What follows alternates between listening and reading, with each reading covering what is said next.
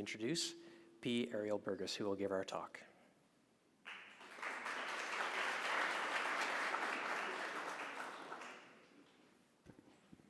Okay, again, I say thank you for having me.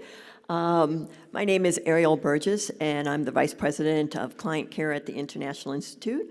I've been at the International Institute for 22 years now, and all of that time I've always done refugee resettlement. If you want to go to the next slide. Let's start off with some definitions. Immigrant, refugee, SIV, Afghan parolee, and Ukrainian parolees, internally displaced persons, and asylum seeker and asylees. We typically consider immigrants to be individuals who are pulled to the United States. They come to the United States for education, to meet family, or possibly even were recruited for employment. They can go back and forth between the United States and their home country as they desire. Whereas refugees, SIVs, and Afghan parolees and Ukrainian parolees do not have the luxury of being able to go back to their birth country. Refugees are individuals who have proven a well-founded fear of persecution based on race, religion, ethnicity, or some other minority inclusion. What they have pretty much said to the United States government is, I cannot go back to my home country because of what I look like, who I pray to, who I voted for, or some other inclusion. Refugees will come to the United States with legal status. They have all the same rights as native-born citizens have, except they cannot vote. They do have to become citizens in order to vote. Now, SIVs are a type of refugee status. SIVs are individuals who helped the U.S. military in either Iraq or Afghan. There's no other types of SIVs. You're either an Afghan SIV or an Iraqi SIV. The Iraqi SIV program is slowly closing, and most probably in the next couple of years, the Afghan SIV program will close also. Since fall of last year, we have begun entering Afghan and now in the spring of this year, Ukrainian parolees. This was a solution to how to bring Afghans and Ukrainians legally into the United States. If you remember from last fall, the U.S. military at the end of July did a mass evacuation and airlifting of individuals from Afghanistan. Unfortunately, nobody ever thought about what's their legal status and how are they going to come to the United States. So many of these Afghans were airlifted to other countries first, Qatar, possibly Germany, some other Middle Eastern countries as well. And they stayed there for several months until the government could figure out how they were going to get them to come to the United States with legal status.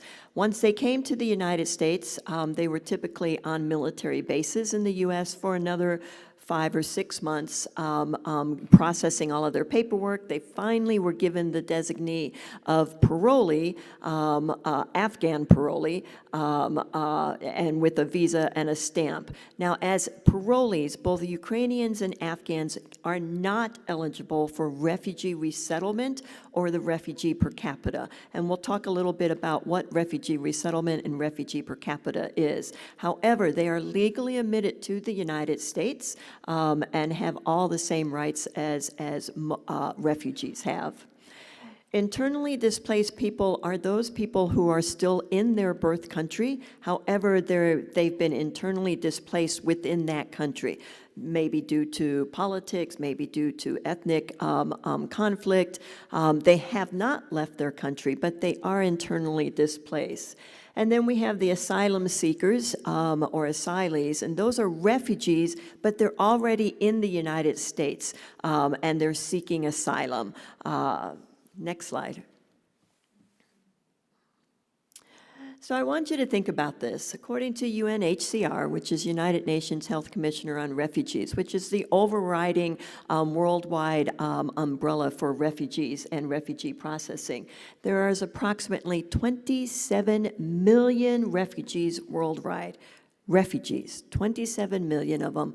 That's a huge homeless population. Remember, refugees are individuals who have to leave their birth country. They're most probably typically in another country or even a third country before they come to the United States.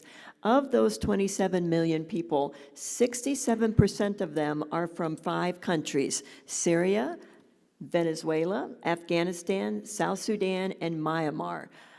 Turkey actually hosts the largest numbers of refugees at 3.7 million, or about 15% of the people who are displaced. Half of all refugees are children. So half of that 27 million number are children. And that number continues to increase as children are born in second and third countries of relocation. Next slide. So when I started at the International Institute in 2000, I used to somewhat casually say that refugee processing is very political. It really wasn't until the last administration that I realized how political refugee resettlement could be. Every year, the president has to determine in October, it's usually the first 2 weeks of October, how many refugees and where those refugees can come and be able to be admitted to the United States. There's a lot of politics involved in this. Usually if there's a military base in another country and they were hosting refugees, we would go ahead and accept those individuals. Sometimes we actually accept refugees based on humanitarian reasons and not so obviously political. However, it does take us a long time to reach that point. A case in point is the country or the continent of Africa. Most African refugees are in resettlement camps 15 and 20 years before they arrive to the United States. While we were able to airlift Afghanis out of the country pretty much in a month's time, and now we're also able to bring in Ukrainian parolees, legally admitting them into the United States. Why is it taking so long to bring Africans to the United States as refugees when they are faced daily with ethnic conflict? Next slide. So this is the presidential determination that I was talking about. So the first 2 weeks of October, the president assigns numbers and countries and who can come from where and how many. That's already occurred. Biden signed off on the presidential determination, and he said that we would admit 125,000 refugees to the U.S.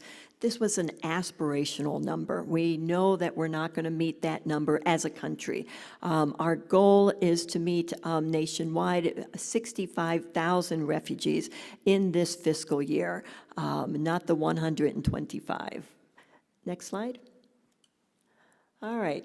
So I've kind of touched a little bit on what it means to become a refugee. You have to prove that well-founded fear of persecution. You have to be outside of your birth country. Refugees typically think that they'll be able to go back to their birth country, but they seldom do. St. Louis is home to the largest Bosnia-Herzegovina population outside of Bosnia-Herzegovina. Many of them are now citizens. Some of them have gone, a majority of them have gone back to what is called Bosnia. And then they come back to the United States saying that it's still the same. There is still a lot of conflict, there's still a lot of strife, but they are going to be staying in the United States. Next slide. So this is just a flow chart of what it takes to come to the United States. You'll see that all the way over to the right, it says 18 months to several years of a process. I've never seen anybody go through this flow chart and come to the United States in 18 months. The closest we got was most probably during the Syrian situation in 2015 and 2016, and people were actually coming to the United States more like 2 years than 18 months. You'll notice on here that you have to be registered with UNHCR to come to the United States as a refugee. UNHCR is going to do a variety of interviews, a variety of background checks, as is every single known entity of the U.S. government, Department of Homeland Security, CIA, Border Protection Control. Just about every governmental agency is going to interview those refugees before they come to the United States. There's several screenings that they must go through, security screenings and health screenings, and both of those screenings have to be active for the individual to come to the United States as a refugee. And when I say active, health screenings and security screenings last only 6 months. So every 6 months, if it's expired and you have not been scheduled to come to the United States, you have to do those health screenings over. Plus, you might have your health screening and it's approved in July, and then your security screening is approved in October. So there's 2 or 3 months leeway there. So it's a bit of a trick to make sure that you have both health screening and security screening active so that you can get on a flight and come to the United States. Next slide. So nationwide in the United States, there are 9 what we call national VOLACs, and these are voluntary agencies that sponsor or bring refugees to the United States. Pretty much all of the religions are included, the Catholics, the Jews, the Lutherans, and a couple of others. My national agency is USCRI, which is United States Committee for Refugees and Immigrants, and it has no religious affiliation. Each of these agencies every week will get around together on a Zoom call, and they will go over the paperwork of any refugee that is scheduled to come to the United States. And they'll literally say, oh, we've got a Somali family, no connection to St. Louis, a family of 5, no connection to the United States, a family of 5, who can take them? And my agency will say, oh, St. Louis has a good Somali population. Let's send them to St. Louis. They will then send me the paperwork. I'll review the paperwork, and what I'm really looking for is language and culture and any health issues. St. Louis is known as a good location to resettle refugees with health issues. I will tell you, in the 22 years that I have done this, there have only been 3 cases that I have not accepted. And those 3 cases weigh on me all the time. I know one of them did end up in Chicago. The other 2, I'm not quite sure where they ended up. I know if I do not accept a case, where are they going to go? Are they going to stay in that 3rd country of location? Are they eventually going to come to the United States? Once I accept a case, it could take another 2 years before they actually come to St. Louis. In the case that I gave you of the Somali population, yes, we do have a well-known and a good-sized Somali population in St. Louis. However, many Somalis that come to St. Louis, when they were allowed to come to St. Louis or to the United States, they typically go to Minnesota.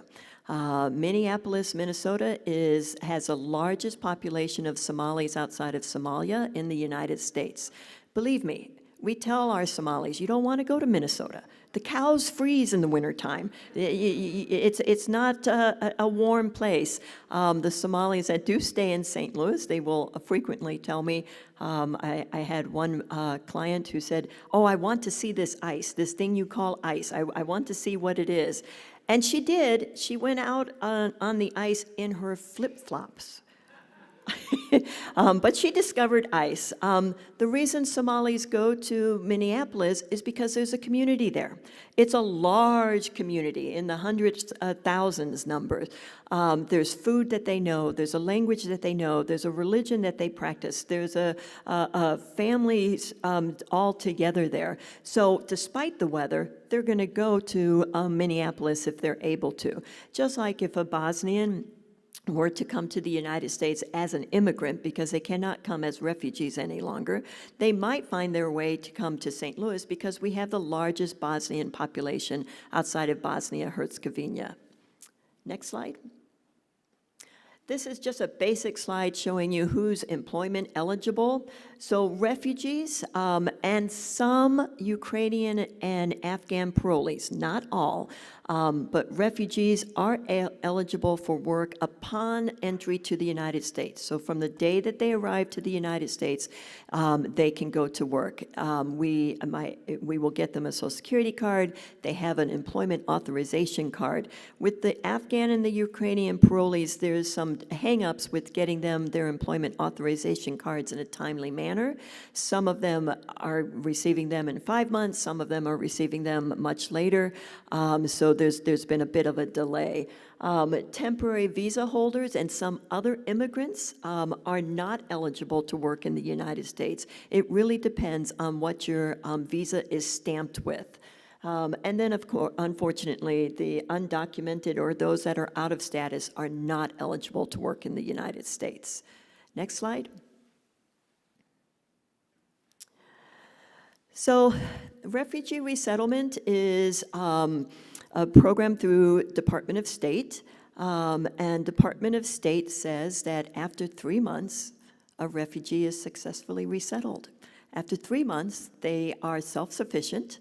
They're able to go out into the United States, into this new community, and be successful. Now, you and I know that that's not true. The refugee resettlement program through the Department of State is very focused on employment.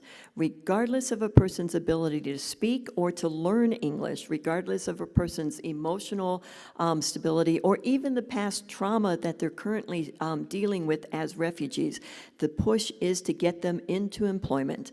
The U.S. government does not want refugees to be a burden on the so-called welfare system. I have to report every single month how many refugees are still receiving food stamps, Medicaid, or anything of federal benefits. And this is the only population I've ever had to report on in all of my 38 years as a social worker. So the main focus is to get employed. And in order to do this, we have to have several programs and services for these newly arrived refugees. Obviously, we meet them at the airport. We know that when they're coming, we meet them at the airport. We also provide them with housing. If you think housing is a challenge in St. Louis, try finding housing for somebody who has no Social Security number, who has no credit history, who has no background check. Fortunately, we work with a variety of landlords and property owners who are able to work with us on getting our refugees into housing from the airport. The goal is not for them to go to any other place other than their housing after the airport. We do home visits. We go to initial grocery shopping. One of the last Thanksgiving, the Wednesday before Thanksgiving, I took 10 Afghan parolees to Schnucks the day before Thanksgiving. Because unfortunately in November we had 258 Afghans arrive, which is a huge number. We normally do not resettle 258 in 1 month. So all of us, it was all hands on deck. So I took all these Afghans, 10 of them, grocery shopping. I thought I was going to take the women. All the men came. I wasn't quite sure why the men were coming, but I'm sure it has something to do with cultural. I had to explain the grocery carts. I had to explain the gift cards that we were using to pay for these. In what should have taken maybe an hour at the most to do grocery shopping, took about 2.5 hours, not because of the crowds, but because the clients were so overwhelmed with the choices that were available. Walking down the water aisle just about fried their brains. They had never seen so many selection of bottled water. We also enroll clients into ESL, or English as a Second Language. We enroll children into an ESL school.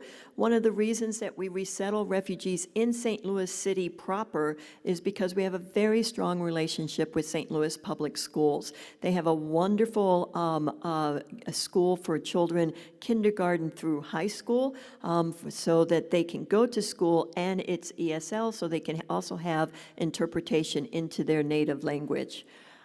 We enroll them into medical care, into food stamps, or what's called SNAP now, and any other eligible benefits. Remember, I said that refugees are eligible for all of the same things that native-born citizens are, and they are. They also have to meet the same criteria. There's no separate financial criteria for refugees. So there's nothing that says, oh, refugees, you can get food stamps no matter how much money you make. It's the same amount of income that any native-born family has to meet. Refugees also have to meet that. We also obviously have an employment program to help get our refugees into work as soon as possible. And just like housing, we have several employers throughout the St. Louis City and County area, even some out in Moscow Mills. If you've ever had those skinny cookies, our refugees are making those skinny cookies. Next slide. Okay. We also, in addition to all of the other services, we do have programming after 90 days. After that 90-day resettlement period, refugees are enrolled into other programs so that they can get at least a year, or if they require it, 2 years of services. And those services might be for health, they might be for mental health, they might be for counseling, it might be for employment, our career pathways. Typically, the first job that a refugee will have is a very entry-level position. So you could be a pharmacist and you're making beds in the downtown hotels. Eventually, once you've learn the employment culture of the United States, you're going to want to upgrade your employment. So we have career pathways for individuals. We do help individuals with citizenship. We have a citizenship programming, so those refugees that have gotten their green card and are now applying for citizenship 5 years later, we have classes to help them take the citizenship test. I will tell you that I attempted to take the citizenship test, and I'm born and bred in the United States. Yes, I know the longest river in the United States. That's the Mississippi. But once you get into the legal and judicial questions, I bombed horribly. I know there's 2 senators per state, but that's about it. Our clients learn all 100 questions knowing that that officer is only going to ask 10 of those questions. So they really know the U.S. history. Next slide. All right. Some of the challenges that we have in resettlement is related to just the overall program, and I've touched on this already. Just a very short time to acclimate. I mean, 90 days or 3 months to acclimate to a new country, a new city, a new town, a new way of doing things is just not enough time. Many years ago, when the Refugee Act was signed in 1980, there was a couple more months' time that refugees were allowed. They were allowed 6 months, and at one point I heard even 9 months to acclimate into their new environment. However, since the mid-90s, that has only been that was reduced to 3 months. As I've mentioned before, it's very work-focused and a very short time to acclimate. I will tell you that with our recent Afghan refugees and parolees, we're really struggling. Many of them, culturally, the women do not go to work. They stay at home, whether they have 1 child or 10 children. And we do have Afghan families of 10, 12, and 13. But it's very difficult for us to help them understand that both adults need to work regardless of the number of children in the household. We're still looking for ways to help them, and one of the best things that has happened is that many of the Afghans have said, it's too expensive to live in the United States, and it is. However, that gives us a door and an opening to possibly begin and continue the conversation of all adults in the family going to work. This is a cultural issue, so we don't want to just mandate it and require it. You can't do that anyways. I mean, you can't require and mandate that somebody go to work if they don't know what that means or what that's about. More than likely, many of the Afghan women that have arrived to St. Louis will likely go to some type of work in about 3 or 4 years because we started the conversation now about women working in the United States. It's also very political, and we touched a bit on that. During the Trump administration, all refugee resettlement agencies were required to get the governor and the city the governor of the state and the city where the refugees were being placed to sign off on an agreement saying that they would allow refugees to come to that location. The Missouri governor did sign that agreement. It took a lot of work, but he eventually did sign it.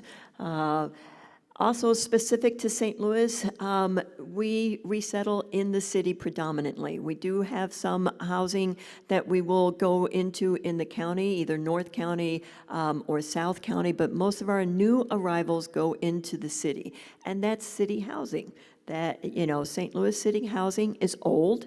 It has radiators as heat sources. They're small. They're not able to accommodate families of 10, 12, or 13 individuals. They're not even able to accommodate families of 6. Pretty much the most that's inner city housing it can accommodate is a family of 4. City violence. While most of our refugees come from some form of violence, and most probably violence that you and I think of as very horrific and would be frightened of and would run away from, they do not know this city violence. They do not know that, people can drive in their cars and shoot one another through their cars. They do not know about bullying, about being pressured into doing things. Some of the saddest conversations we have at the Institute is telling our clients, if you hear gunshots, get in the bathtub. And then they'll say, well, do I tell the police? Who do I tell about these gunshots? And then we have to have the conversation about what's the risks and the advantages of telling the police. They have to live in this neighborhood. They're strangers. They look foreign. People are already pointing them out. Do they really want to be known as the person who reported gunshots from the apartment next door? We have conversations with this, with our clients about this, but this is violence that they don't understand. St. Louis also has very limited public transportation. Several years ago, transportation was a lot better, but right now, all of our refugees, just to get to the Institute, regardless of where they live, is going to be at least 1 transfer and 1 hour of a bus ride, and that impacts employment. Most of our refugees are not able to drive, so they're relying on public transportation. And again, I mentioned large families. It's very, very difficult for us to find housing either in the city or the county for very large size families of 8 or more at least. When we had the influx of Afghans last fall, many hotels reached out to us and we had agreements with them, and we were able to place most of our families in hotels. The ones that ended up staying in the hotels the longest were those large families that we were still struggling to find housing for. Next slide. I always end very abruptly. I'm going to tell you that. I will end this now and open it up to questions.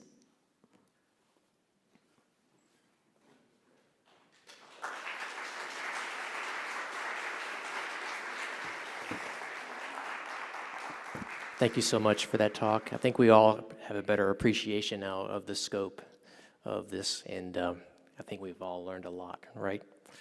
So I have to apologize. I kind of messed up the script today by skipping an entire page. So that's why things got a little messed up. So I'm going to ask Jacob if he wouldn't mind coming down and playing his second selection, and then ask him to stay on stage while I do a terrible job of reading the announcements, and then he'll play his third piece. So I'll give him a second to come down.